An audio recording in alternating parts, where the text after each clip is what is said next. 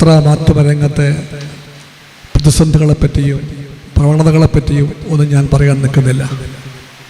Communist party എല്ലാ കാലത്തും പത്രങ്ങളെ, ദൃശ്യമാധ്യമങ്ങളെ, അതുപോലെ തന്നെയുള്ള സാഹിത്യ പ്രവണതകളെ എല്ലാത്തിനെയും താല്പര്യപൂർവ്വം കാണാൻ ശ്രമിച്ച പാർട്ടിയാണ്. ആ ബന്ധം ഊഷ്മളമാണ്. പൊതുവിൽ ഒരിക്കലും കമ്മ്യൂണിസ്റ്റ് പാർട്ടി മാധ്യമങ്ങളോട് ഞങ്ങൾക്ക് വേണ്ടി നിങ്ങൾ നല്ലതേ പറയാവൂവെന്ന് പറഞ്ഞിട്ടേയില്ല. സ്വാഭാവികമായിട്ടും വിമർശനങ്ങളുണ്ടായിട്ടുണ്ട്. അത് ഞങ്ങൾ വായിച്ചിട്ടും കേട്ടിട്ടുമുണ്ട്. വിമർശനങ്ങളെ ഞങ്ങൾ കാണുന്നത് ഉൾക്കൊള്ളാൻ വല്ലതുമുണ്ടെങ്കിൽ ഉൾക്കൊള്ളുക എന്ന തീരുമാനത്തോടെയായിരുന്നു എന്നും ഉൾക്കൊള്ളാനാകാത്തത് ഉൾക്കൊള്ളുകയുമില്ല. പക്ഷെ എല്ലാ കാലത്തും ഞങ്ങളുടെ സമീപനവും നിലപാടും പത്രസ്ഥാപനങ്ങളോടും മാധ്യമങ്ങളോടുമുള്ള സൗഹാർദ്ദത്തിൻ്റെയും ഉറ്റ ബന്ധത്തിൻ്റെതുമായിരുന്നു. ഇന്നത്തെ ഇന്ത്യയിലെ അവസ്ഥയെപ്പറ്റി ഞാൻ പറയുന്നില്ല. മാധ്യമരംഗം മുഴുവനും കോർപ്പറേറ്റ് കൊള്ള കീഴടക്കിയ രംഗമാണ്. 97% പ്രസിദ്ധീകരണങ്ങളും 4-5 കോർപ്പറേറ്റ് കുടുംബങ്ങൾ സ്വന്തമാക്കിയിരിക്കുന്നു.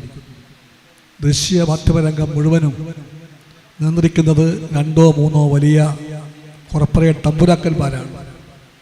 അതിൻ്റേതായ പുത്തൻ ചാതുർവർണ്ണയം, പുത്തൻ കോർപ്പറേറ്റ് ആധിപത്യ വാസനകളും സംസ്കാരവും എല്ലാം കടന്നു വരുമ്പോൾ സംസ്കാരം, സാഹിത്യം, സഹൃദയത്വം, മനുഷ്യത്വം ഇതെല്ലാം വ്യങ്ങി വിറങ്ങലിച്ച് നിൽക്കുന്ന കാഴ്ച നാം കാണുന്നുണ്ട്. ആ കാഴ്ചയുടെ പശ്ചാത്തലത്തിൽ കലാകൗമുദി ഓർക്കുമ്പോൾ നമ്മളെല്ലാം നമ്മോട് പറയുന്നു, തലകുനിക്കാൻ പാടില്ല. ഉറച്ച കാൽവെപ്പുമായി മുന്നോട്ട് പോകാൻ ശ്രമിക്കേണ്ട ഘട്ടമാണിത്. വെല്ലുവിളികളും പ്രയാസങ്ങളുമെല്ലാം ഉണ്ടെങ്കിൽ പോലും അതിനു മുമ്പിൽ മനുഷ്യത്വവും നന്മയും തോൽക്കില്ല എന്ന് പ്രഖ്യാപിക്കുവാൻ ഒരുപാട് കാരണങ്ങളുണ്ട്. അതേപ്പറ്റി ഞാൻ ദീർഘമായി പറയുന്നില്ല. ഒരൊറ്റ വാക്ക് പറഞ്ഞാൽ ഞാൻ പറയും, ഗാസ എന്ന് പറയും. ഗാസ ഈ ലോകത്തിലെ എല്ലാവരും ദുഃഖത്തോടു കൊടുക്കേണ്ട കണ്ണീരിൻ്റെ പേരാണ്, സഹനത്തിൻ്റെ പേരാണ്. അത് പക്ഷേ സമരത്തിൻ്റെയും പേരാണ്. ആ പേരിന് ഇന്ന് ലോകത്ത് ഒരർത്ഥമുണ്ട്. ആ അർത്ഥം തലകുനിക്കാത്ത ധീരത എന്നാണ്, ചെറുത്തുനിൽപ്പെന്നാണ്. അതൊരു ഭാഗത്ത്. മറുഭാഗത്ത് നാം മെനിഞ്ഞാന്ന് ഒരു പേര് കേട്ടു. അത് മംദാനിയുടെ പേരാണ്. ലോകത്തെ മുതലാളിത്തത്തിൻ്റെ ശക്തിദുർഗമെന്ന് പറയപ്പെടുന്ന ന്യൂയോർക്കിൽ സമ്പന്നന്മാരുടെ കളിത്തൊട്ടിലായി എല്ലാവരും വാഴ്ത്തുന്ന മഹാനഗരത്തിൽ ഞാൻ ആ നീതിക്ക് വഴങ്ങില്ല എന്ന് പ്രഖ്യാപിക്കുന്ന ചെറുപ്പക്കാരനായ ഒരാൾ മേയറായിരിക്കുന്നു. ആ ചെറുപ്പക്കാരൻ തൻ്റെ ഒന്നാമത്തെ പ്രസംഗത്തിൽ ആവേശപൂർവ്വം ഉദ്ധരിച്ചത് നെഹ്റുവിനെയായിരുന്നു. ആ ചെറുപ്പക്കാരൻ തലകുനിക്കാത്ത ധൈര്യത്തോടെ വിളിച്ചു പറഞ്ഞു, ഞാൻ കുടിയേറ്റക്കാരനാണ്, ഞാൻ മുസ്ലിമാണ്, ഞാൻ സോഷ്യലിസ്റ്റാണ്. അങ്ങനെ പറയാൻ തൻ്റെ ഇടമുള്ള ഒരാൾ. ഡൊണാൾഡ് ട്രംപ് കമ്മ്യൂണിസ്റ്റ് ഭ്രാന്തനെന്ന് വിളിച്ചുകൊണ്ട് അധിക്ഷേപിച്ച ഒരാൾ ജനങ്ങളുടെ വോട്ടെടുപ്പിൻ്റെ ഫലമായി മേയറായി മാറിയത് ഈ ലോകത്താണ്. അതുകൊണ്ട് ഈ ലോകത്തിലെ എല്ലാ വെളിച്ചവും കെട്ടുപോയിട്ടില്ല.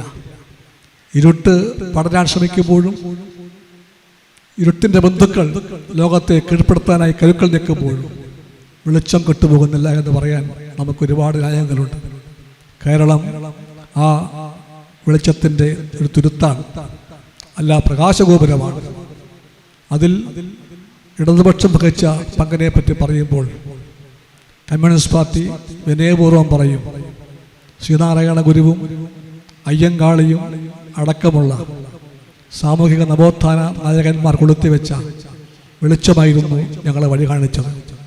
ആ വെളിച്ചമില്ലെങ്കിൽ കേരളത്തിൽ ഇടതുപക്ഷമോ കമ്മ്യൂണിസ്റ്റ് പാർട്ടിയോ ഇന്നെന്താണോ അതാകുമായിരുന്നില്ല എന്ന് ഞങ്ങൾ അറിയുന്നുണ്ട്. ആ ബന്ധങ്ങളെല്ലാം ഓർത്തുകൊണ്ടാണ് ഞങ്ങൾ കലാകൗമുദിയെ സ്വന്തമായി കണ്ടത്.